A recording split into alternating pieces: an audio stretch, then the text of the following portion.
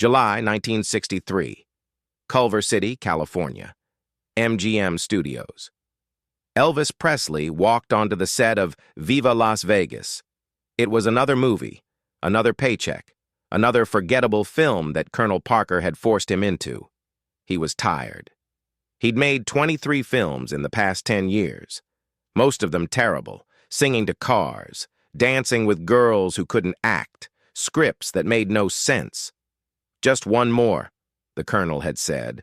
One more and then you can focus on music again. But Elvis knew that was a lie. There would always be one more. He walked to his dressing room. The door was open. Inside, a woman was sitting in his chair, red hair, green eyes, legs crossed. She looked up and smiled. "You must be Elvis," she said. Elvis stopped. He'd seen beautiful women before, thousands of them, but this one was different. "And you must be in my chair," he said. She laughed. "Ann-Margret, your co-star." She stood up. She was wearing tight black pants and a white shirt. She extended her hand. Elvis took it. The moment their hands touched, something shifted. Neither of them said anything for a moment. They just looked at each other. "I've heard a lot about you," Ann-Margret said. "Good things, I hope." "Depends on who you ask." Elvis smiled. "Well, what do you think?" Ann-Margret tilted her head. "I think we're going to have fun." She was right. But it would be more than fun. It would be the most dangerous relationship of Elvis's life. Ann-Margret Olsen was 22 years old, born in Sweden, raised in Illinois. A triple threat. She could sing, dance, and act. She'd just starred in Bye Bye Birdie and was being called the next big thing. Hollywood loved her. The press loved her. She was everywhere, but she wasn't interested in fame. She was interested in living. "I don't want to be a star," she told her manager. "I just want to perform." Her manager laughed. "You don't have a choice. You're already a star." When MGM cast her opposite Elvis Presley in Viva Las Vegas, she was excited, not because of Elvis, but because she loved to dance. And this film would have dancing. Lots of it. She'd heard the rumors about Elvis, that he was difficult, that he only cared about himself, that he was a womanizer. But when she met him, she saw something else. A man who was trapped, a man who was lonely, a man who was tired of pretending. "You don't really want to be here, do you?" she asked him on the first day of filming. Elvis looked at her, surprised. Nobody ever asked him that. "No," he said, "I don't." "Then why are you?" "Because I don't have a choice." Ann-Margret nodded. "I get it." And she did, because she felt the same way. That's when it started. Filming for Viva Las Vegas began in July 1963. The chemistry between Elvis and Ann-Margret was immediate, undeniable, electric. Every scene they did together crackled with energy. When they danced, it was magic. When they sang, it was fire. The crew noticed. The director noticed. Everyone noticed. "Cut!" the director yelled after a particularly intense scene. "That was incredible. Whatever you two are doing, keep doing it." Elvis and Ann-Margret looked at each other. They both knew what was happening, but neither of them said it out loud. After work, they'd go out, sometimes with the cast and crew, sometimes alone. They'd talk for hours about music, about life, about everything. "Why did you get into this business?" Elvis asked her one night. "Because I love performing," Ann-Margret said. "When I'm on stage, I'm free. I'm not Ann-Margret, the actress. I'm just me." Elvis nodded. "I used to feel that way, but now, I don't know who I am anymore." "You're Elvis Presley." "No, that's who they want me to be, but it's not who I am." Ann-Margret reached across the table. She took his hand. "Then who are you?" Elvis looked at her. "I don't know. I haven't been myself in so long, I forgot." That night, they didn't go home. They stayed out until sunrise, talking, laughing. and somewhere between the talking and the laughing, they fell in love. But there was a problem. Elvis was engaged to Priscilla Beaulieu. She was back in Memphis, waiting for him to set a wedding date, waiting for him to come home. But Elvis wasn't thinking about Priscilla. He was thinking about Ann-Margret, and that's when everything got complicated. By August 1963, the rumors had started. Gossip columnists began writing about Elvis and Ann-Margret. "Are they more than co-stars?" one headline read. "Elvis and Ann-Margret, Hollywood's hottest new couple?" said another. Priscilla saw the articles. She called Elvis. "What's going on?" she asked. "Nothing," Elvis said. "We're just making a movie." "It doesn't look like nothing." "Priscilla, you know how the press is. They make up stories." But it wasn't a story. It was real. Elvis and Ann-Margret tried to keep it secret. They'd meet late at night. They'd go to private places. They'd avoid being photographed together. But Hollywood is a small town, and secrets don't stay secret for long. One night, a photographer caught them leaving a restaurant together. The photo was on the front page of every tabloid the next day. Colonel Parker was furious. "Do you know what you're doing?" he yelled at Elvis. "You're engaged! Priscilla is waiting for you! If this gets out, your career is over!"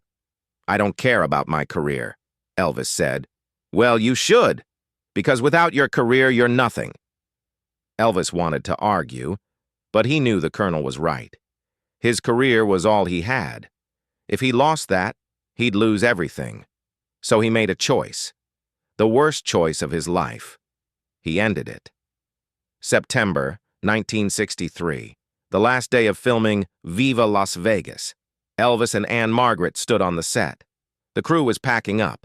The director was thanking everyone. It was over. Ann-Margret looked at Elvis. "So, what happens now?" Elvis didn't answer right away. He just looked at her, memorizing her face, her eyes, her smile. "I have to go back to Memphis," he said. "Okay. Priscilla's waiting for me." Ann-Margret nodded. She knew what he was saying. She'd known all along. "So, this is it?" she asked. Elvis didn't say anything. He just reached out and touched her face, gently, like he was afraid she'd disappear. "I wish things were different," he said. "But they're not." "No, they're not." Ann-Margret smiled. But it wasn't a happy smile. It was the saddest smile Elvis had ever seen. "Take care of yourself, Elvis." "You too." She turned and walked away. Elvis watched her go. He wanted to run after her. He wanted to tell her to stay. He wanted to tell her that he loved her, but he didn't, and that was his biggest regret. Elvis went back to Memphis, back to Priscilla, back to his life. But he couldn't stop thinking about Ann-Margret. Every night he'd lie in bed, staring at the ceiling, wondering what she was doing, wondering if she was thinking about him. Priscilla noticed. "You're different," she said. "I'm fine." "No, you're not. Something happened in Hollywood." Nothing happened. But something had happened. Elvis had fallen in love. Real love. Not the controlled, carefully managed love he had with Priscilla, but wild, dangerous, all-consuming love. And he couldn't have it. In May 1967, Elvis married Priscilla. It was a small ceremony in Las Vegas. The press was there. The colonel was there. Priscilla was happy, but Elvis wasn't. As he stood at the altar saying his vows, he thought about Ann-Margret. He wondered if she was watching. He wondered if she was thinking about him. She was. Ann-Margret was in Los Angeles. She saw the wedding on the news. She turned off the TV. She sat in her living room, alone, and she cried. A few months later, Ann-Margret married Roger Smith. A nice man, a good man, but not Elvis. "Do you love him?" her friend asked. "Yes," Ann-Margret said, "but not the way I loved Elvis." The years passed. Elvis and Ann-Margret didn't see each other, didn't talk, didn't write, but they never forgot. In 1968, Elvis staged his famous comeback special. He was electric, powerful. The old Elvis was back. Ann-Margret watched it on TV. She smiled. "There he is," she whispered. In 1969, Elvis started performing in Las Vegas. Sold-out shows every night. The king was back on his throne. Ann-Margret was also performing in Las Vegas, at a different hotel, different show, but the same city. One night after Elvis's show, he called her hotel. "Ann-Margret? It's Elvis." There was a long silence. "Elvis," she finally said. "How are you?" "I'm okay. I saw you're performing here too." "Yeah, at the Hilton. I'd love to see you." Another silence. "I don't think that's a good idea," Ann-Margret said. "Why not?" "Because you know why." Elvis did know. Because if they saw each other, it would all come back. The feelings, the love, everything. "I miss you," Elvis said. Ann-Margret closed her eyes. "I miss you too." "Then let's—" "No, Elvis, we can't. You're married, I'm married, we made our choices. But what if we made the wrong choices?" Ann-Margret didn't answer, because she didn't know. They talked for an hour, about their lives, their careers, everything except what they really wanted to say. When they hung up, Ann-Margret sat on her bed and cried. Elvis did the same. In 1973, Elvis and Priscilla divorced. The marriage had been over for years. They both knew it.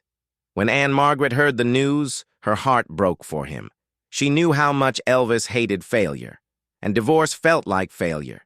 She sent him flowers. No card, just flowers. Elvis knew who they were from. He kept them in his bedroom until they died.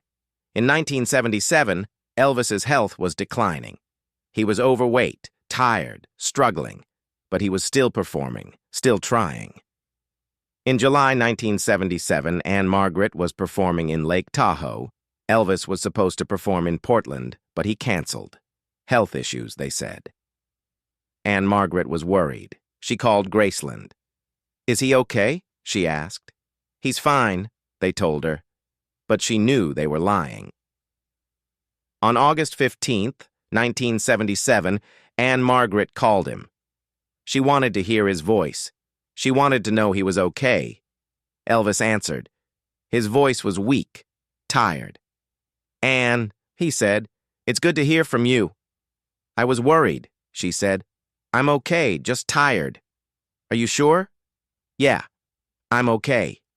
They talked for 20 minutes. About nothing important. About everything important. Before they hung up, Elvis said, "Ann?" "Yeah?" "I want you to know, you were the one.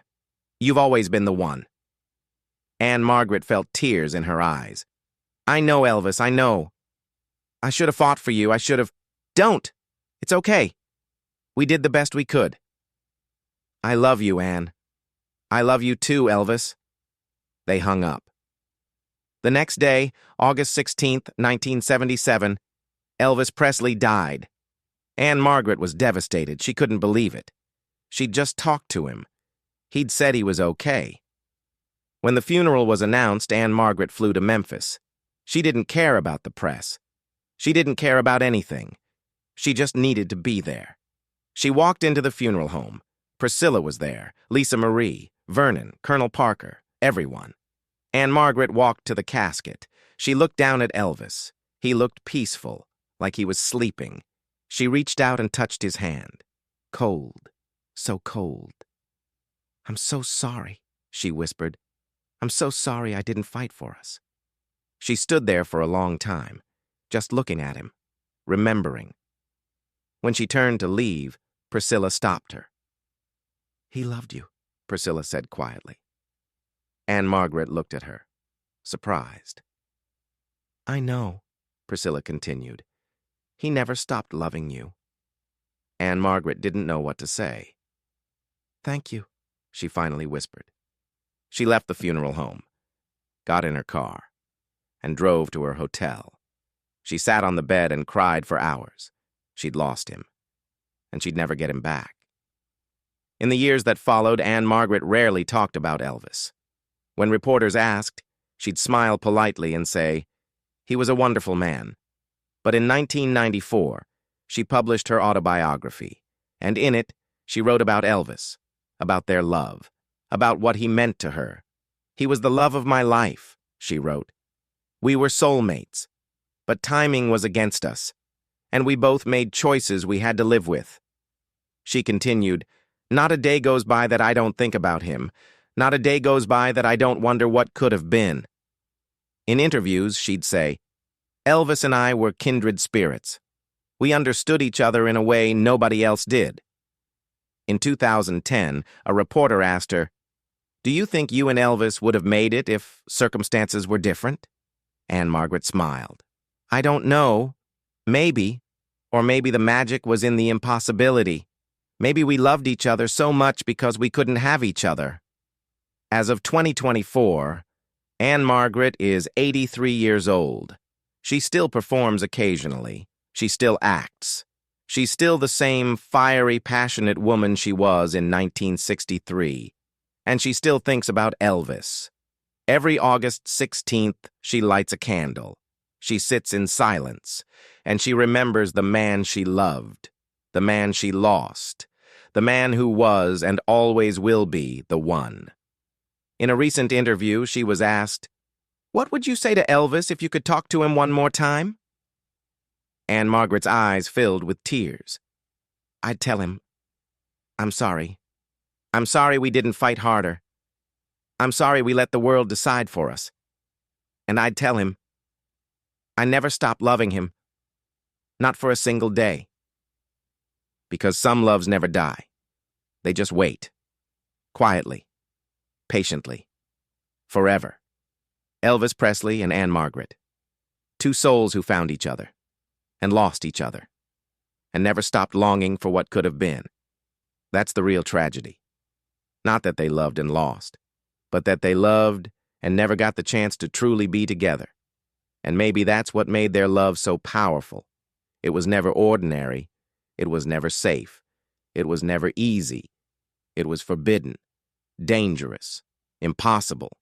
And that's what made it unforgettable.